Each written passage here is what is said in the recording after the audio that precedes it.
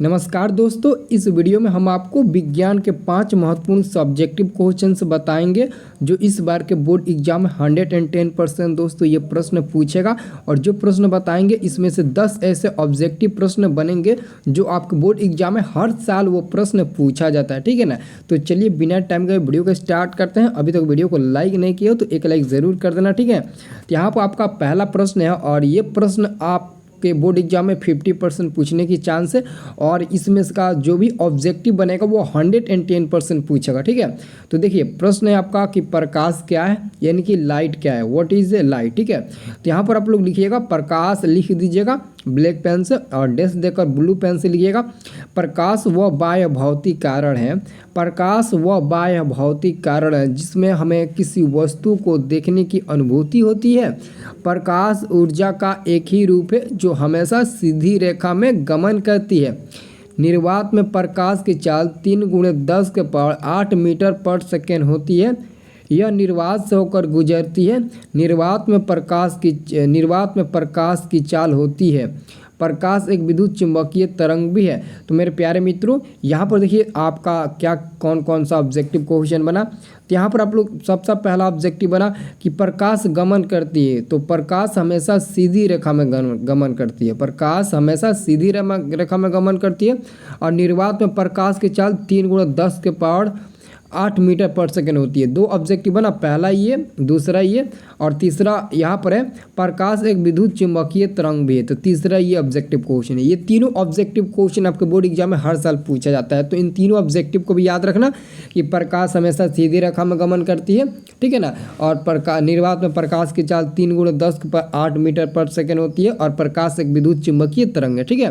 तो चलिए हम लोग दूसरे नंबर प्रश्न पर चलते हैं, ठीक है। और इसका कलर चेंज कर लेते हैं, ठीक है ना। तो यहाँ पर दोस्तों आपका दूसरा नंबर प्रश्न देखिए, ये प्रश्न आपको बोर्ड एग्जाम में 5 नंबर के लिए भी पूछा जाता है और +3 नंबर के लिए भी और +2 नंबर के लिए भी। तो 5 नंबर के लिए पूछेगा तो अलग ही लिखना, ठीक है। और 2 नंबर के लिए पूछे तो अलग लिखना, 3 नंबर के लिए पूछे तो अलग लिखना। अगर 3 या 2 नंबर का पूछे तो जो बता रहा हूँ आप लोग वो लिखिएगा और 5 नंबर का पूछेगा तो फिगर 7 आपको बनाना पड़ेगा, ठीक है। तो मेरे प्यारे मित्रों यहाँ पर देखिए कह रहा है कि प्रकाश का परिवर्तन क्या है, इनके कितने नियम होते हैं। तो एक्चुअली में प्रकाश का परिवर्तन हम लोग लिखकर डैश देंगे और उसके बाद से लिखेंगे प्रकाश के किरणों का पहले माध्यम में लौटने की क्रिया को प्रकाश का परिवर्तन कहते हैं। प्रकाश के परिवर्तन के 2 नियम होते हैं। प्रकाश के परिवर्तन याद करने का ट्रिक समझ लीजिए, थोड़ा सा है इसका डेफिनेशन। प्रकाश के किरणों का पहले माध्यम में लौटने की क्रिया को प्रकाश का परिवर्तन कहते हैं। प्रकाश के परिवर्तन के 2 नियम होते हैं। पहला नियम यहाँ पर लिखिएगा, पहला नियम कहता है आपतित किरण, परावर्तित किरण तथा आपतन बिंदु पर डाला गया अभिलंब एक ही तल में होता है, ठीक है ना। और दूसरा नियम क्या कहता है, दूसरा नियम यहाँ पर देखिए, दूसरा नियम कहता है, दूसरा नियम है आपतन कोण परिवर्तन कोण के बराबर होता है। यानी कि एक्चुअली में कोण I बराबर कोण R बराबर होता है। ये भी ऑब्जेक्टिव में पूछता है कि परिवर्तन के नियम से होता है और यहाँ पर ऑब्जेक्टिव में रहेगा, सॉरी ऑप्शन में रहेगा आपतन कोण निर्गत कोण के बराबर होगा या फिर निर्गत कोण अभिलंब के बराबर होगा, आपतन कोण परिवर्तन कोण के बराबर होगा। तो अगर आप याद किए होंगे 2 नंबर वाला तो 1 नंबर वाला में भी काम आएगा और 2 नंबर वाला में भी काम आ जाएगा और 3 नंबर में भी काम आ जाएगा। तो ये सभी प्रश्न काफ़ी ज़्यादा इंपॉर्टेंट है, हद से ज़्यादा इंपॉर्टेंट है, ठीक है ना। अब चलिए दूसरा नंबर आपका प्रश्न आता है। दूसरा नंबर प्रश्न का आता है नेत्र लेंस की समंजन क्षमता से आप क्या समझते हैं। नेत्र लेंस की समंजन क्षमता से आप क्या समझते हैं। तो यहाँ पर आप लोग नेत्र लेंस की समंजन क्षमता आप लोग लिख कर डैश दीजिएगा और लिखिएगा आँखों की ऐसी क्षमता, आँखों की ऐसी क्षमता जिससे नेत्र लेंस की फोकस दूरी अपने आप बदलती रहती है, समंजन क्षमता कहलाती है। अगर आप लोग अच्छे से एकदम ध्यानपूर्वक जो हम बोल रहे हैं उसको सुन लोगे एक बार ना तो ये प्रश्न आपको याद हो जाएगा, ठीक है ना। तो नेत्र लेंस की समंजन क्षमता से क्या समझते हैं, तो लिखिएगा समंजन क्षमता लिखकर डैश दीजिएगा और उसका आंसर लिखिएगा आप लोग ब्लू पेन से। आँखों की ऐसी क्षमता जिससे नेत्र लेंस की फोकस दूरी अपने आप बदलती रहती है, समंजन क्षमता कहलाती है। और उसके बाद से यहाँ पर दोस्तों एक मतलब कि वीआई नोट समझ लीजिए, ये ऑब्जेक्टिव में काम आएगा, ठीक है ना। ऑब्जेक्टिव में सामान्य नेत्र के लिए समंजन क्षमता 4D होता है। 4D का मतलब समझते हो? 4D का मतलब वो 25 सेंटीमीटर। एक्चुअली यानी कि P बराबर 4D दिया है तो F का मान निकालेंगे ना तो 25 सेंटीमीटर मिलेगा, यानी कि न्यूनतम दूरी जो होता है ना वो 4D के बराबर होता है, ठीक है ना। तो मेरे प्यारे मित्रों, अब देखिए यहाँ पर आपका 4 नंबर प्रश्न है। चौथा नंबर प्रश्न आपका कहा था कि प्रकाश का अपवर्तन क्या है और इनके कितने नियम होते हैं। तो मेरे प्यारे मित्रों, प्रकाश का परिवर्तन या फिर प्रकाश का अपवर्तन 110%। अगर बोर्ड एग्जाम में नहीं रहेगा ना तो आप बोलिएगा 110%। इन दोनों में से एक न एक प्रश्न कभी ना कभी रहता है। कभी प्रकाश का परिवर्तन पूछ देगा तो कभी प्रकाश का अपवर्तन पूछ देगा, यानी कि दोनों में से एक न एक पूछते रहता है। और 5 नंबर में भी पूछता है, 2 नंबर में भी पूछता है। तो याद रखना इन सभी प्रश्नों को, ठीक है। तो यहाँ पर आपका 4 नंबर प्रश्न है, प्रकाश का अपवर्तन क्या है, इसके कितने नियम होते हैं। तो प्रकाश का अपवर्तन लिखकर डैश देंगे और ब्लू पेन से लिखेंगे। जब प्रकाश की किरण एक माध्यम से दूसरे माध्यम प्रवेश करती है तो उनके दिशा में परिवर्तन होता है। इसी परिवर्तन को प्रकाश का अपवर्तन कहते हैं। और प्रकाश का परिवर्तन का डेफिनेशन क्या याद किए थे? उसके पहले माध्यम में लौटने की क्रिया को प्रकाश का परिवर्तन कहते हैं। और यहाँ पर कह रहा है जब प्रकाश की किरण एक माध्यम से दूसरे माध्यम प्रवेश करती है तो उनकी दिशा में परिवर्तन होता है। इसी परिवर्तन को प्रकाश का अपवर्तन कहते हैं। तो मेरे प्यारे मित्रों, इसका सही मतलब कि आपको उत्तर बता दिए, ठीक है ना। अब यहाँ पर दोस्तों प्रकाश के अपवर्तन के भी 2 नियम होते हैं।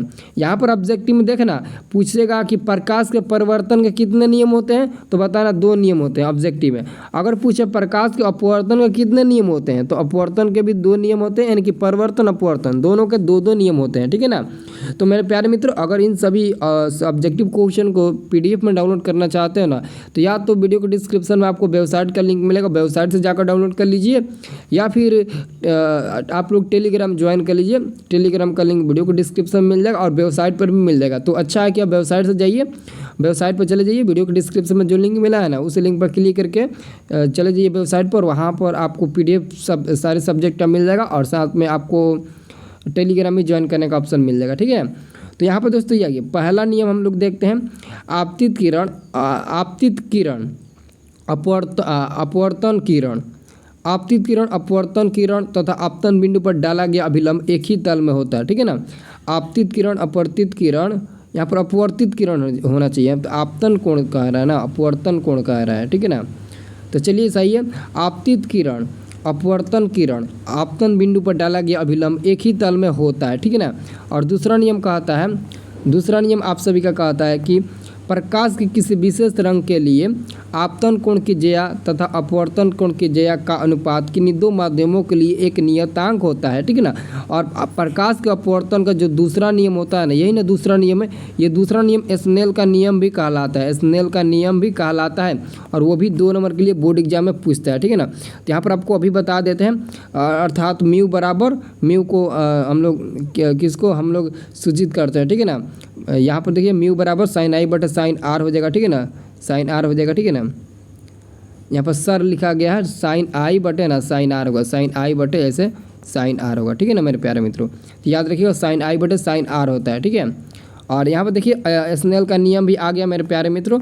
स्नेल का नियम तो वही आपका हो जाएगा स्नेल का नियम, प्रकाश के किसी विशेष रंग के लिए आपतन कोण की ज्या तथा अपवर्तन कोण की ज्या का अनुपात किन्हीं 2 माध्यमों के लिए एक नियतांक होता है।